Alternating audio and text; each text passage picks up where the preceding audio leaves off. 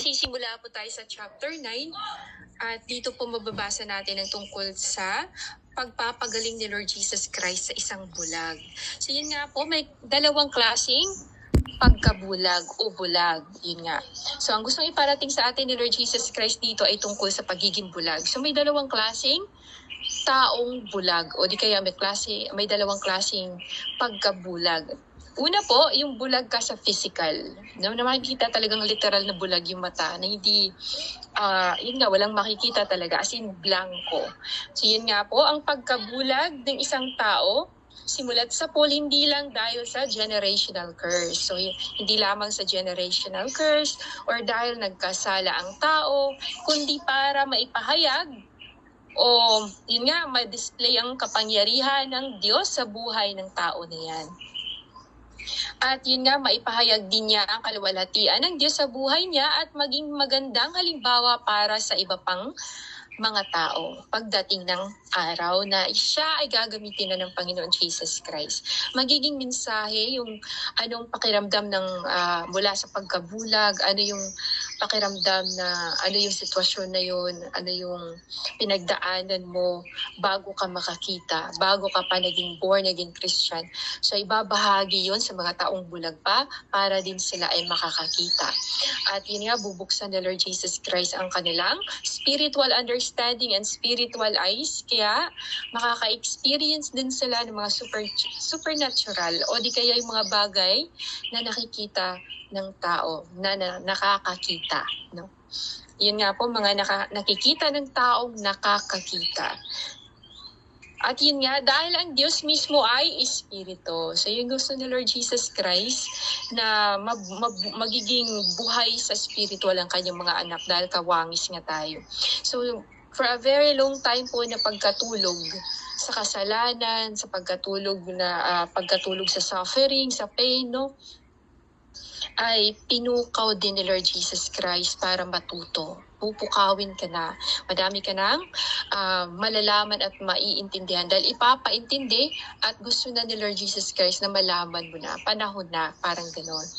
So yun nga, pinagaling ni Lord ang isang bulag. At kapag nangyari ang mata ay nakakakita, syempre alam mo na ang iyong dinadaanan. Alam mo kung anong klaseng daan ang iyong dinadaanan.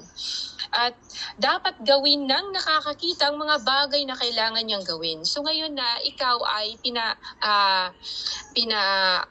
pinagaling na ng kapangyarihan ng Espiritu Santo ng Lord Jesus Christ at nakakakita ka na, naintindihan mo na kung sino o ano ba talagang gusto ni Lord, sino ba talaga si Lord Jesus Christ, magsisimula na magpapakita at magpapaintindi si Lord Jesus Christ sa iyo. At kapag nangyari yon, ikaw ay gagamitin na. Magiging mensahero ka din para sa iba. Kasi ang gusto ni Lord, lalaganap ang kanyang salita at maligtas din yung iba pang mga bulag na akay-akay din ng iba pang mga bulag. So gusto ni Lord na magiging magandang halimbawa po tayo. At kapag yun nga po, nagkaroon na ng liwanag ang ating mga mata, kailangan po natin gawin ang ipapagawa sa atin ng Panginoon. So yun nga po, mga bagay na ibinigay sa atin ng Panginoon Jesus Christ ay kailangan na maibahagi din sa iba hanggat may matatawag pa na may araw pa. Sa hanggat may araw pa po, hanggat nakakakilos pa tayo, ito yung sinasabi ni Lord na malaya ka pang nakakakilos, nakakapagbiyahe, malaya ka pang makikipag-meet sa mga friends mo, so bahagian mo siya ng pangalan na Jesus Christ. Kasi ang pangalan na Jesus Christ, kapag lalabas yun sa bibig ng tao at naririnig yun ng taong bulag o wala pang alam talaga kung ano o sino si Lord Jesus Christ, ay maliliwanagan sila. Kahit masabi na ayaw nila, no? Kahit nagre-resist sila, pero wala talagang pusong bato pagdating sa kapangyarihan ng Lord Jesus Christ. Kaya sabi nga ni Lord, di ba, nung sinabihan niya ang kanyang apostoles na pagdating ng panahon, no, mawawasak yung temple na yun, di ba? Pagdating ng panahon na pinakita niya, in-explain niya sa kanyang apostoles, pero hindi pa nila naintindihan o naunawaan yun. So, ibig sabihin, wawasakin ni Lord Jesus Christ yung mga makamundo, mga kasalanan na meron tayo, binawasak niya yun sa banal na dugo niya. No? nililinisan tayo ng Panginoon Jesus Christ para maging bagong tao, bagong nilalang na tayo, bagong puno ng spiritual na tao. Parang binago ka na, babaguhin ka ng Panginoon Jesus Christ. Papalitan kung anong mga kailangan palitan sa atin, katulad ng ugali, behavior, pananalita, papalitan yun ni Lord Jesus Christ ng makalangit para sa paghahanda sa kanyang pagdating, para may connection ka. Kasi 'di ba, kung tatay mo ay mabait at puno ng pagmamahal, so ganun din ang kanyang anak. Ang edukasyon talaga magsisimula talaga sa pamilya.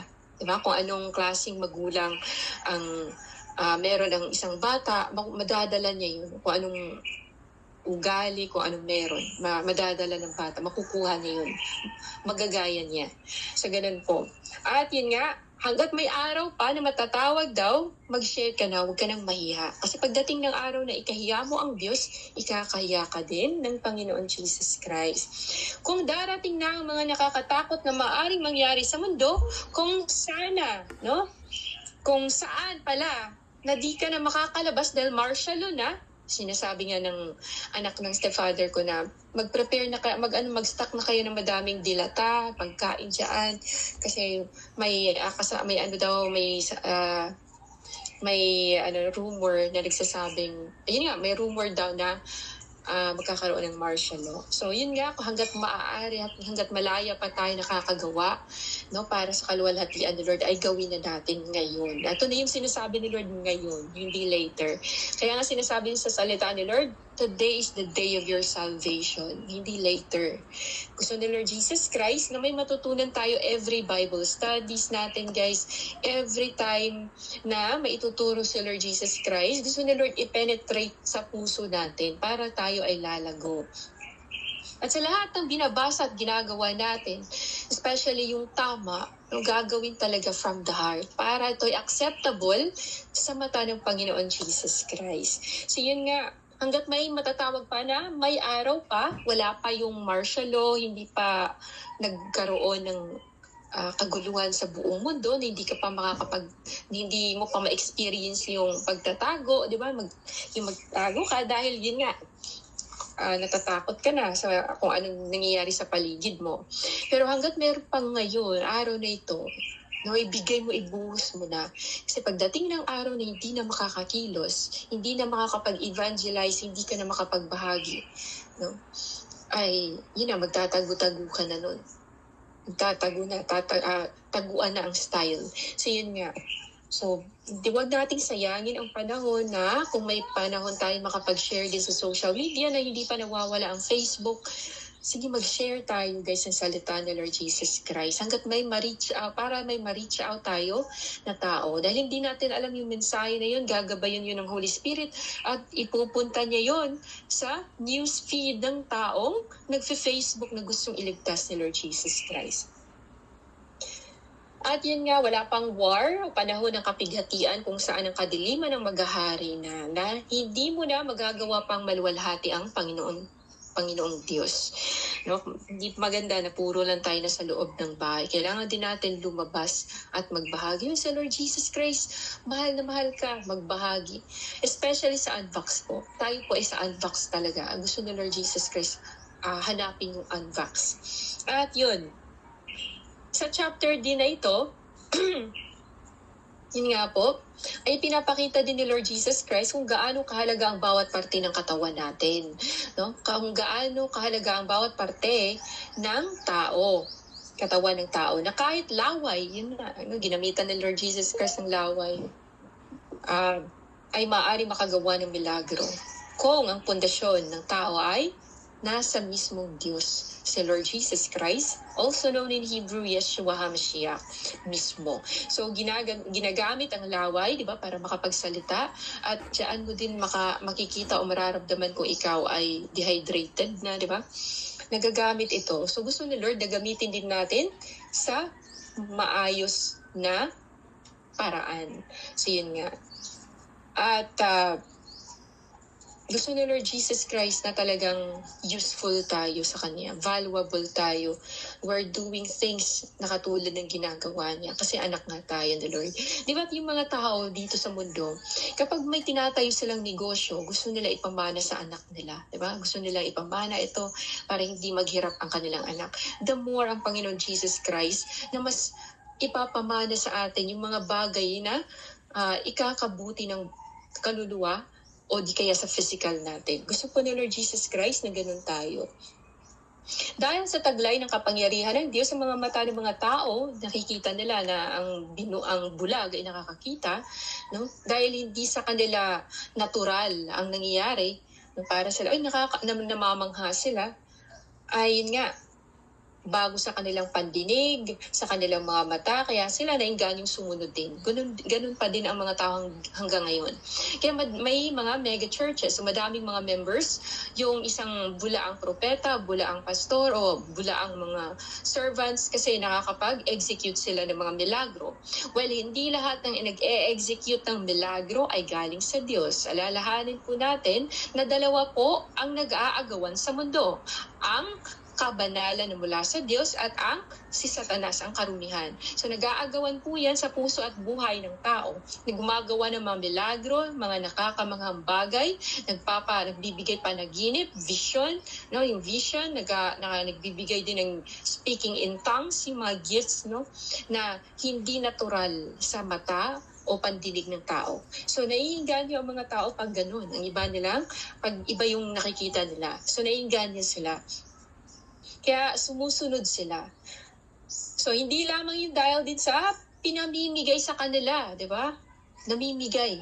Dahil may motibo, gusto kang magbigay din pagdating ng araw. Ipapamiyembro ka dahil ang gusto nila, magbibigay ka din pagdating ng araw. So hindi dahil mahal ang iyong kaluluwa o mahal ka, o di kaya tunay na servant sila, kundi may motibo bakit gusto nila na mag-evangelize sila o bakit gusto nilang dumami sila. Kaya ito po yung mga bagay na nangyayari sa mundo ngayon, guys, sa spiritual. So kaya may mga mega churches, no, na mostly sa mga nag-televise na nagpipreach, yan po ay mga peke. Mostly sa kanila, no. Yung akala mo banal tingnan pero napaka-hypocrite pala. Yung yayaman ka dahil sa binibigyan ka ng tifes, nagtatights, yun. Yung yumaman ka sa ganun. Hindi dahil mayaman ka sa Diyos, kundi yumaman ka dahil sa pera.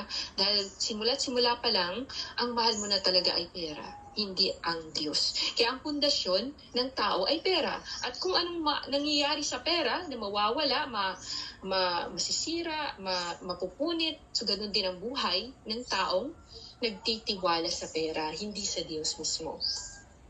So yun nga po ang nangyayari, no? Tapos nag-uumpukan doon sa isang mega churches o yung simbahan na, may revival.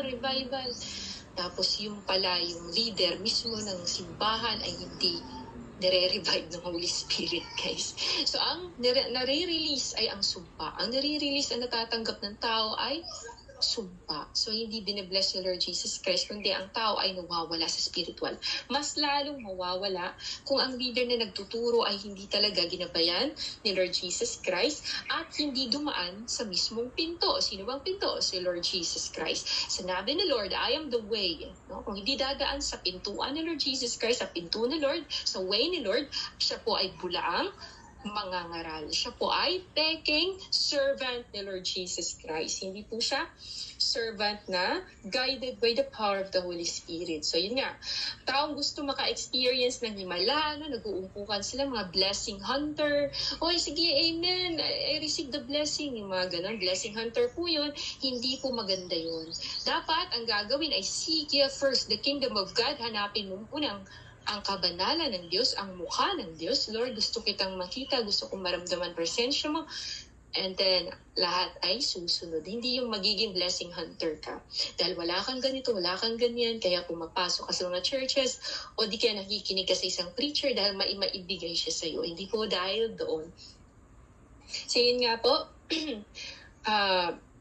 kalaunan po niyan, kapag blessing hunter ka, o di dahil ikaw ay nakakakita ng mga nakakamanghang bagay, bago sa iyong pandinig at mata, sumusunod, pumapasok ka sa church na yan. Dahil hindi si Lord ang pundasyon mo, kundi yung mga kung ano lang nakikita mo at kung ano lang yung gusto mong paniwalaan din.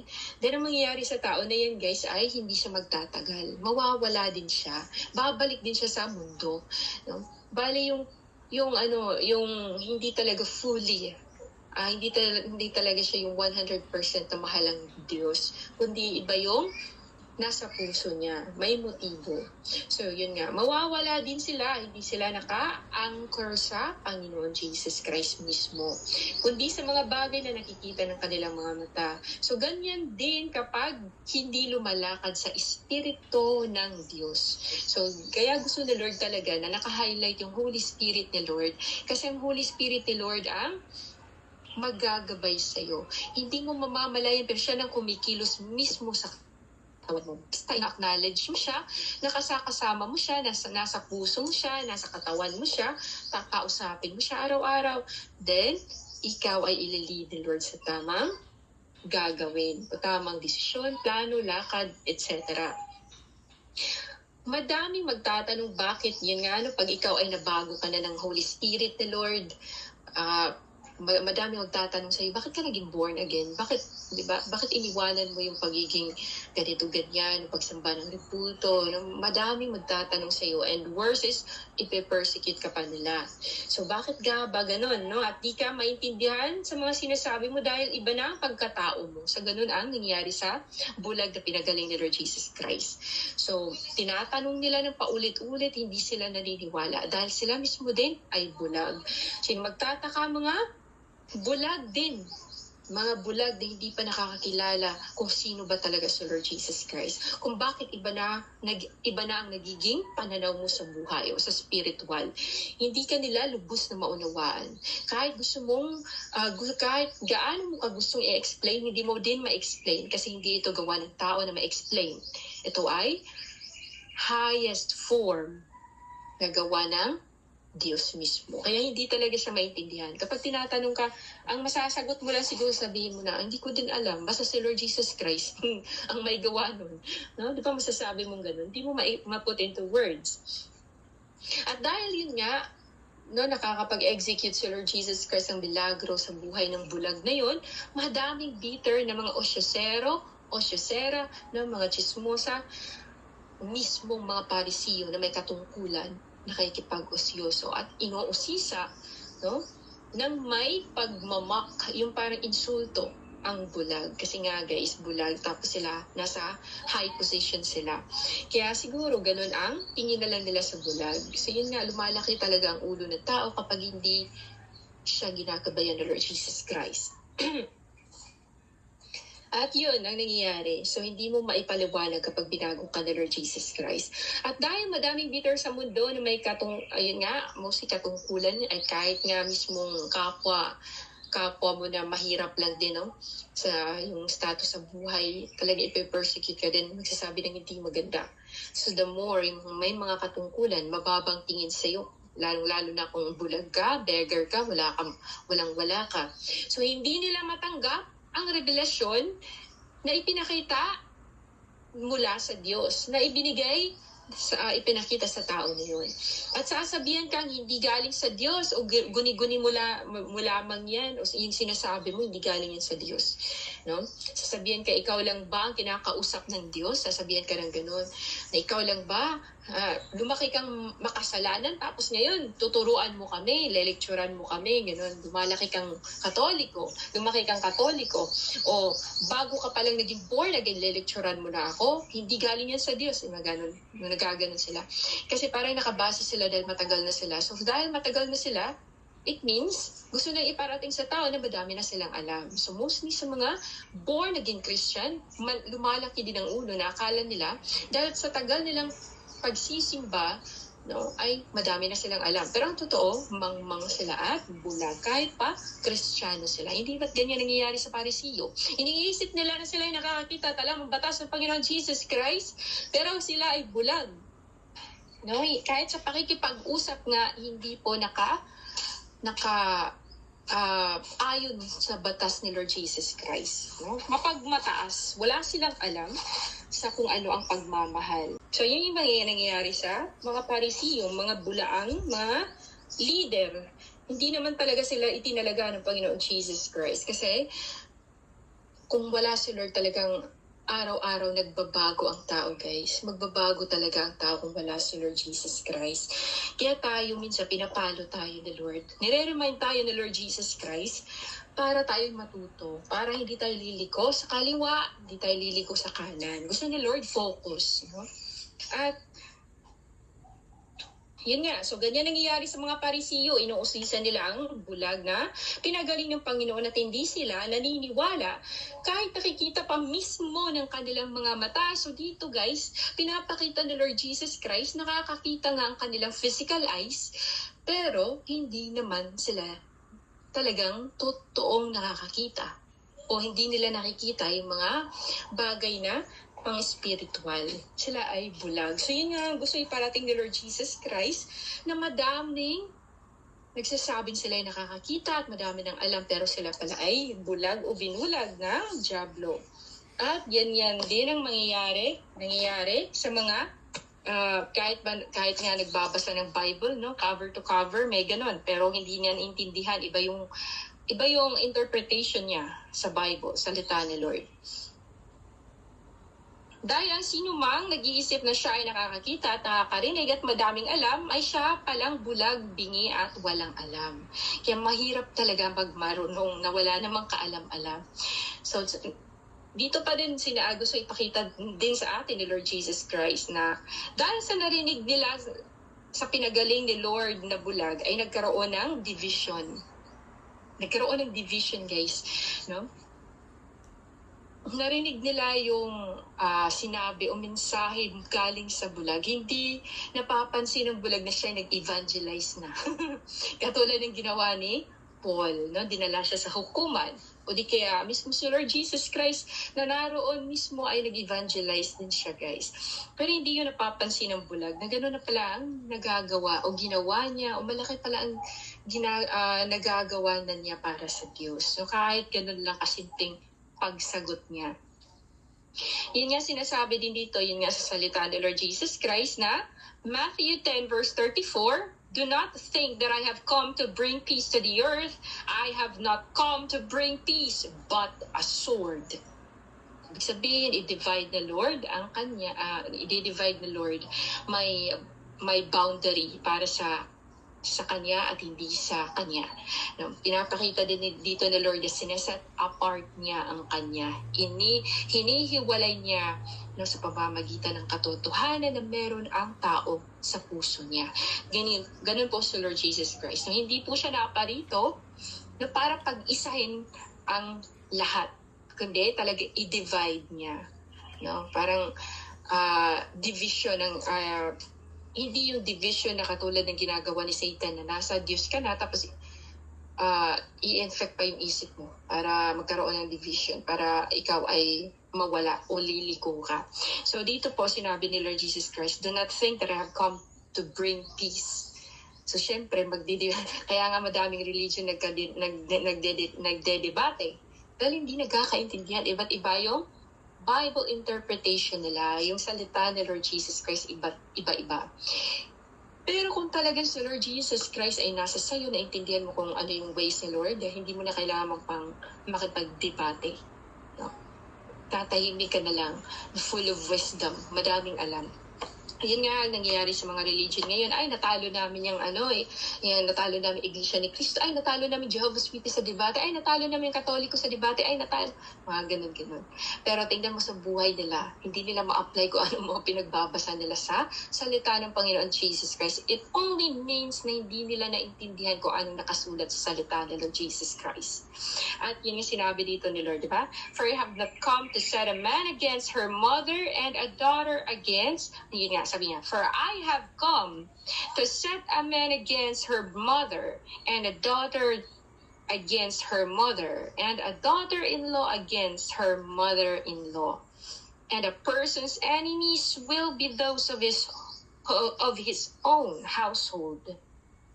So do not be surprised, yun, kung bakit ka pinipersecute kung iba ang religion mo. Kung iba yung iba na yung tinatahak mo. Kasi talagang kung ano yung nakakasanayan mo, 'di ba? Yun yung lagi ni-expect ng tao na makita sa iyo. Pero pag binago ka na, binago ka ng Holy Spirit ni Lord, talaga magre-react sila. No? Magre-react. Kasi may negative force at positive force na mangyayari sa bagay na yun. Kaya magre-react talaga sila. So, hindi talaga naparito si Lord Jesus Christ para maging payapa. No? Pagdating sa katotohanan. Kundi, ihihiwalay ni Lord kung sino yung Kanya. Yung ginagabayan niya at yung hindi. So, yun nga po, dahil yun nga, naparito si Lord Jesus Christ para sa Kanyang hinirang. Para pukawin at talagang pukawin na yung katotohanan na kanyang itinanim sa mga taong kanyang hinirang. At talagang masakit iyon, guys, kasi kapag nakasanayan mo, 'di ba? Ayun na yung nakasanayan ng flesh mo. 'Di ba? Tapos bigla ka na lang, 'di ba? Parang maninibago yung mga taong makakakita sa iyo o kilala ka. So, yun. So, do not be surprised kung bakit iba-iba paniniwala kahit mismo sa loob ng pamamahay na may, yun nga, assorted yung religion. May mga ganun pa nga yung iba eh. So, yun. So, because the Lord will set apart His own sheep by the power of the truth. Yung sabi ko po, He makes the lies penetrate in the heart of those He rejected. So, ito po yung pangit kasi the Lord Jesus Christ will make those hearts, no, na mapuno ng kasinungalingan. Tapos sa kanyang mga hinirang po ay mapuspos po ng katotohanan, which is the Holy Spirit. Because the Holy Spirit is the truth. No, dalawa lang, di ba sabi ko kanina po, dalawa lang ang nag-aagawan sa mundo. Demonyo at ang banal na Espiritu ng Lord Jesus Christ. At yun nga, pag nangyari yun na assorted na yung religion, o di kaya ikaw lang yun na iba na born na din sa family ninyo dahil katoliko sila, ang gagawin nila, no, pagbabawalan ka na mag-share about kay Lord Jesus Christ or to speak the truth. Kasi taliwas kasi sa paniniwala nila.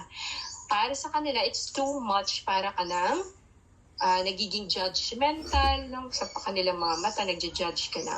Because they love the world more than the Lord. Kaya, hindi nila maunawaan ang binabahagi mo. Katulad ng sinasabi sa John 3 verse 16 to 21, For God so loved the world that He gave His only begotten Son, that whosoever believes in Him shall not perish but have everlasting life. So yung maniniwala shall have everlasting life. Pero yung hindi, doon po sa condemnation pupunta na lugar na yung hell. So, yun nga po, kaya talamak ang persecution pong nangyayari. Kapag nagbabahagi ka ng salita ng Lord, titingnan nila ang past mo at paulit-ulit na ipamukha sa'yo ang mga nagawa mong kasalanan. Not only that, hindi lang tao ang magagawa niyan sa'yo, kundi ang mga demonyo din. Akusahan ka sa pamamagitan ng sa isip mo, sa feelings, na ibabalik-balik sa isip mo, ganun ang nangyayari o ginawa mo. Gagawin kang guilty all the time. Pero kapag ikaw ay naninipa na ng dyablo, binubugbog mo na din ng dyablo, hindi mo na hayaan na bugbugin ka lang ng dyablo, o i-deceive ka ng dyablo, then kawawa din sila sa iyo. Ganun ang mangyayari. Yun nga. Hindi madaling maging isang Kristiyano. Madali siya kapag ikaw ay Christian lang sa pangalan. Pero ang mga ginagawa mo ay worldly naman. So, mas madali yan para sa isang tao. Pero kapag ikaw ay talagang faithfully serving the Lord at talagang genuine ka kay Lord Jesus Christ, talagang madaming trials. Marami pa din naman trials kahit hindi faithful na nagsiserve kay Lord. Pero, mas madami ka matutunan kapag ikaw ay faithful. Kasi bubuksan din ni Lord Jesus Christ every situation na ma-experience mo, mapaintindi ni Lord Jesus Christ sa iyo. Pero kapag ikaw ang tao ay hypocrite, kahit pa gaano kadami ng experiences sa buhay, hindi niya maintindihan yun at hindi siya magbabago. So, ganun po. Ibang-iba talaga pag si Lord Jesus Christ ang kumilos. So, ang nangyayari din kasi sa bulag, pinapersecute siya. No? Sa chapter 9, pinapersecute siya. Tapos nakaramdam pa ng takot ang kanyang pamilya. Dahil yun nga, expel ka. Once, katulad ng ibang religion, di ba? Na nagkasala lang yung members nila. Oy, expel ka na, ganyan. No? Hindi naman nag-create ng scandal, hindi naman nag-create ng sobrang kaguluhan sa church para bigla na lang palalayasin. No? Parang na-OA na yung leader. Nag-overact na. Abusive na siya sa kanyang position. Kahit alam na binibigyan siya ng position na yan, katulad na lang ng isang amo na umalis ng bahay, no? Binigyan niya ng right ang kanyang mga alipin o servant sa bahay, no? Na gampanan ng kanilang binibigyan niya ng cash. Tapos biglang ang isa doon ay naglider-lideran tapos gusto nang manakit ng damdamin ng kanyang kapwa. Kaya yung iba nagsilayasan o pinapalayas pa niya. Diba? So, ganun yung may mga leader na hindi na din talaga sinasamahan ni Lord Jesus Christ. Tapos iniisip pa din nilang anointed pa din sila. Ganun, may mga ganun leader. So, pero hindi lahat. At yun, balik tayo dito guys sa chapter 9. So yun, ang gusto ni Lord Jesus Christ na maging totoo. Magpakatotoo lang sa sarili. Sa ginagawa ng mga Parisiyo, makikita din natin na ang mga nasa katungkulan, pinapakita din ni Lord Jesus Christ dito guys, na ang mga nasa katungkulan talaga ay mapagmataas. Majority. No? Whether sa bansa man or sa simbahan ay mostly mapagmataas at ayaw pa-correct, di ba? Kung halimbawa naman na nagko-correct sa iyo ay isang bulag dati, napakasimpleng tao, walang mga escort, walang posisyon, hindi graduate, hindi siya professional, wala siyang business, etc. Tapos ang nagko-correct sa iyo ganoon, tapos ikaw dahil ikaw ang leader, no, hindi mo papaniwalaan dahil mas mataas ka. So pinapakita din dito ni Lord Jesus Christ na hanggang ngayon nag-i-exist pa din ito. Na ganito ang ugali ng tao. Mostly, hindi lang most, majority talaga, mapagmataas. Yung mga nasa katungkulan. Kahit nga yung mga mababang katungkulan nga, lumalaki na nga ang ulo. Mas lalo siguro kung binibigyan na ng mataas na posisyon. So yun, gusto iparating sa atin ni Lord Jesus Christ na mga nangyayari noon ay nangyayari pa din hanggang ngayon. Katulad na lang kung si Lord Jesus Christ, yun nga, katulad na lang yung sinasabi din ni Lord ang kanyang salita na will never pass away. Dahil si Lord Jesus Christ ang noon, no?